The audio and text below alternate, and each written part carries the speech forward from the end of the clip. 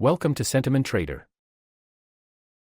In this tutorial, we'll demonstrate how to create one of the most popular signals, the TimeOrder Multi-Condition Signal, using the My Signal feature. This signal is designed to trigger only when two conditions are met in a specific order over time. In this example, condition 1 is the current closing price ranks in the lower 50% relative to the closing prices of the previous 21 bars. Condition 2 is the current closing price ranks above the highest closing price in the past 21 bars. Next, let's walk through how to set up these parameters step by step. First, go to My Signal and the Create New Signal section.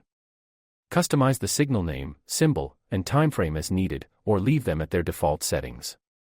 From the Signal Criteria menu, select TimeOrder Multi-Condition. This ensures the signal is triggered only when Condition 1 is met first, followed by Condition 2. Under Condition 1, choose Symbol OHLCV from the Type drop-down. Select Symbol Close from the Indicator menu.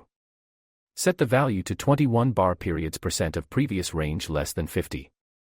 This means Condition 1 is met when the current closing price ranks in the lower 50% relative to the closing prices of the previous 21 bars.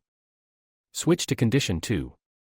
Follow the same steps, but set the value to 21 bar periods % of previous range greater than 100. This means Condition 2 is met when the current closing price ranks above the highest closing price of the previous 21 bars. Click Save Signal to finalize your setup. Your new signal will now appear in your signal list, with the latest signals highlighted in yellow for quick identification.